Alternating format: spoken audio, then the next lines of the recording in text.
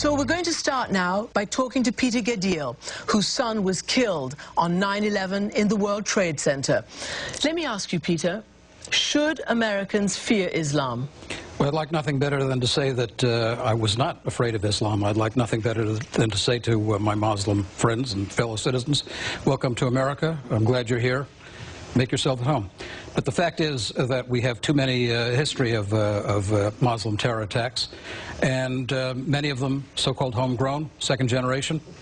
And I think to ignore that threat is to ignore the history of Islam. Donna Marshall Connor, you also lost a daughter. Yes. You lost your unborn grandchild. Yes. Do you think you, America, should be afraid of Islam? I think Americans should fear criminal behavior. I think we should do the best we can to control criminal behavior. But I can't raise my two remaining sons to fear the people who live next door to them. That is not what my grandparents came to America to escape. You know, we are a group of 9/11 family members. I know a lot of family members are here.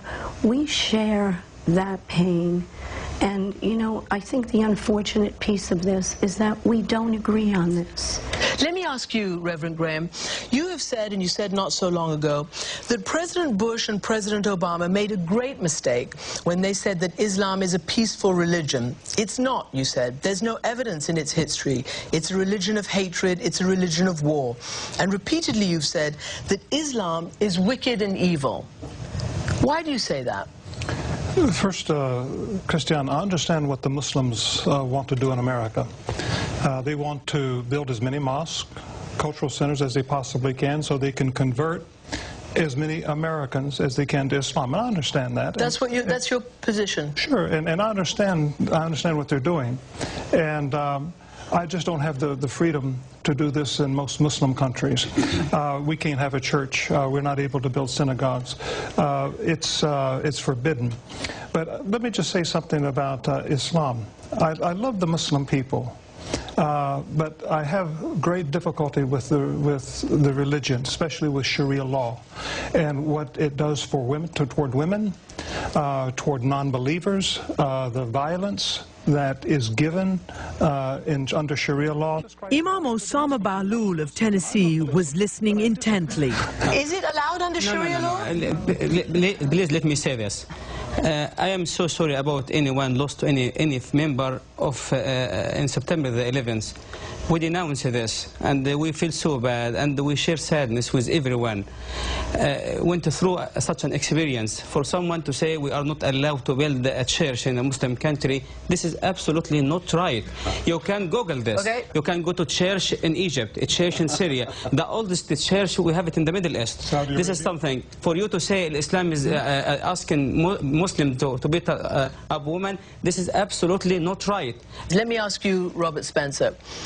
Should America fear Islam, and why? Well, Islamic jihadis point frequently. They actually consistently explain and justify their actions and try to make recruits among peaceful Muslims by pointing to texts of the Quran, the actions of Muhammad, and the teachings of Islamic law. And so this is something that moderate and peaceful Muslims have to confront, but instead they always just displace responsibility and blame the people who are calling attention to these things. And then, of course, you have even peaceful Muslims like the Imam Rauf advocating for Sharia, which does deny equality of rights to women. It does deny the freedom of speech. He even calls for restrictions on the freedom of speech. He even calls for restrictions on the freedom of speech in his book, What's Right with Islam. And, you know, you talk about that Islam doesn't allow for wife beating. Well, it's in the Quran Robert Spencer, to beat your wife. And also, there's a television show in Saudi Arabia where they discuss the right implements to beat your wife with. I want to turn to Daisy Khan, who... Obviously, you've just mentioned her husband, Imam Rauf. What do you answer to what Robert Spencer has just said? Well, let me assure all Americans that the vast majority of Muslims around the world and in the United States, we are living a peaceful life. We're law-abiding citizens. We have people in the armed forces. My own niece, who's in her early 20s, went to Iraq for 2 years and just came back from there. Young Arab American born in this country, served the nation to keep it secure. We have 1,000 police officers just in the New York Police Department, keeping the city secure I want to turn to Azhar Nafisi and ask you, you fled the Ayatollahs of Iran. You are an intellectual, you're a writer. Should people fear Islam? I came here to America because I expected that that image which those people had imposed on us will not be imposed on us again. And look at my surprise, from both sides of the aisle, what you hear is that there is one Islam. If we think there is only one Islam, then we have to take sides. Either it's evil or it's good. But there are as many interpretations of Islam as there are Muslims. I would like to go to Reza Aslan, who is joining us from Amsterdam and who is a scholar on these matters. Reza, you have heard just right now several points raised. One is that Muslims in this country are trying to bring Sharia law. Is there a shred of evidence for that? No, not a single shred whatsoever. I think somebody needs to remind Franklin Graham that we don't judge our values in the United States by comparing them to what the Saudis do. This is a common refrain that you hear from a lot of anti-Muslim activists in the United States, including Robert Spencer, that, well, if in Saudi Arabia you can't have a church, then therefore in the United States you shouldn't be allowed to have mosques. This is an appalling and laughable argument. You know, we can have an argument, and I'm not here to argue. As a Christian, I believe that Jesus Christ is the way, the truth, and the life, and that no man comes to the Father in heaven except through him. I don't believe in Islam. I don't believe a word of it. I do respect their right to believe whatever they want to believe. My opinions are not based on hearsay. My opinions are based on 50 years of working in Middle Eastern countries. I'm 58. I was 8 years old when I made my first trip to Egypt. And I've been to Syria, Lebanon, Jordan, Iran, Iraq, Afghanistan, Sudan, Somalia. I've worked in these countries. But I disagree, Christian, with the Sharia law, because they do stone women. They do imprison. I've worked in the Sudan where they burned over 1,000 churches. 1,000. Who is they? I mean, Azhar Nafisi said something very important. There are 1.5 billion Muslims in the world. It is unquestionably the most diverse, the most eclectic religion in the history of the world. This concept of just using this word, they, to describe 1.5 billion people is actually the definition of bigotry. Well, let me just ask you something. Who is a Christian, Reverend Graham? Who is a Christian? The Inquisition claimed to be Christians. The gay Episcopalian bishop is a Christian. The Methodists are Christians. The Baptists are Christians. Sarah Palin and Barack Obama and Bill Clinton are all Christians. Who is to say which one is more Christian than the other? And that is the point about Islam. I am not defending it.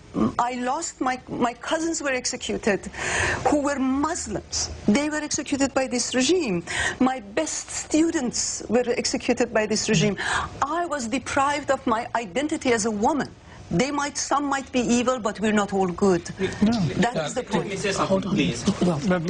When we talk about, there are millions of Muslims in this world that are wonderful people who don't beat their wives, who don't practice honor killings. Why do you call it a wicked religion, an evil religion? I think to take your daughter because you think that the religion gives you the authority, Sharia gives you the authority for honor killing, and we saw the young girl in Ohio just a few... But does it?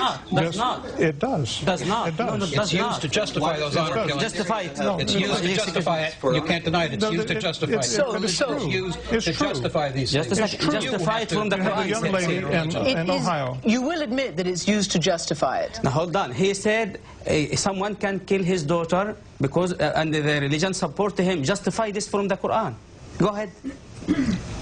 Your people justify it from the Quran. He said that. You may not like it, my but point they is, justify it in the name of the Quran. Please, sir. We have people, Christian, Muslims, and Jewish, and the other, misuse the holy books. It's understandable. I do not deny this. But I am saying the extreme majority of the Muslims, they have a proper understanding toward this religion. And in refer to your point, I agree with you. I am not expecting from everyone to become Muslim as well. But let me ask Daisy. This is something that everybody talks about. We've had questions, masses of questions through our Facebooks, through many, many people who've tried to contribute to this program. Basically, where are the voices of the moderates speaking up? Well, the moderates are speaking out. I happen to be one of them. I was devastated by the event of 9/11. And I had to quit my corporate career, a lucrative corporate career, to ensure that we would create a counter-momentum against extremism so that another 9/11 does not ever happen again. What do you want to do with the Islamic Center, which so many people have caused so much controversy about? This particular center will create a counter-momentum against extremism because it will amplify the voices of moderate Muslims which have gotten drowned out over the years by the extremists, because the extremists did not only hijack the planes, they hijacked an entire religion. Okay, let me just stop you there for a second, because this side is obviously the side that says one shouldn't fear and that there are moderates and the whole religion should not be painted with the same brush. I want to, though, now go to Amjad Chowdhury in London.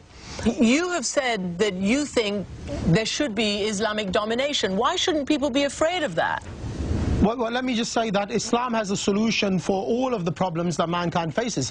If you want to live at peace with Muslims, we are quite willing to live at peace with you. But let us remember that history did not begin on 9/11. Before 9/11, the American government bombed Sudan and Afghanistan. They were supporting the pirate state of Israel. So 9/11 was a reaction. You know, I think that we need to get away from the stereotyping. And this idea that you have moderate Muslims and you have radical Muslims is complete nonsense. A Muslim is the one who submits to the command of the Creator. If he submits, he is a practicing Muslim. If he is not, then he should be practicing. I have to disagree with him, because Islam is a religion of pluralism that embraces all religions, and it also embraces different interpretations. This is why we have so many schools of thought.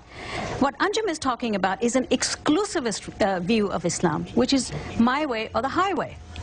And my interpretation is the only interpretation. You know, it's very easy for people to justify the fact that they're not practicing. I mean, this lady in your studio, she should be covering with the khimar and jilbab. She's obviously not practicing. And there are many people who are justifying, their inability to practice the Sharia, to say, well, I have a different form of religion. You know, people want to claim that they're vegetarians and they're eating big beef burgers. You know, you cannot be a non-practicing vegetarian. Therefore, similarly, you know, if you're a Muslim, you submit to the Sharia. He's telling the truth. You see, Reverend Graham says you're telling the truth. So do you agree with Reverend Graham and our panelists on this side that Americans should fear Islam? We do believe as Muslims the East and the West will one day be governed by the Sharia. Indeed, we believe that one day the flag of Islam will fly over the White House. Indeed, there's even a narration of the Prophet where he said, the day of judgment will not come until a group of my ummah conquer the White House. Okay. Can I just make one comment here? Because, look, you know, I'm not an expert in religion, but I do know that in some fundamental sense, I just heard Reverend Graham make the same statement about Christianity. I mean, you know, look, I'm sure you can fill up every one of these TV screens with extremist people from all over. We have laws in America. I think we ought not to get into whose religion has created more horror on earth. All right, you know, suffice it to say that many political ends have been met by many religions, and vice versa. And look, you know, I'm looking around, I see nothing in this room but war, and you know, it's painful to me.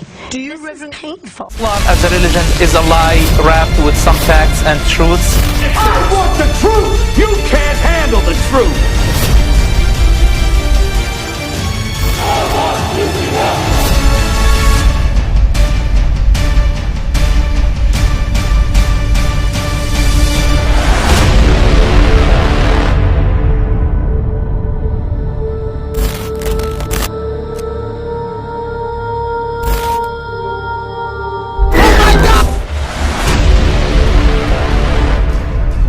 Our channel is now proudly sponsored by J.K. Scheinman, who is the author of the highly controversial book, The People vs. Muhammad. To learn more about Muhammad's extensive list of psychological disorders, please buy a copy on Amazon while you can, as stocks are selling fast. To show our appreciation for all those who have supported us, we have uploaded a copy of our film, The Muslim Agenda, which you can watch free of charge.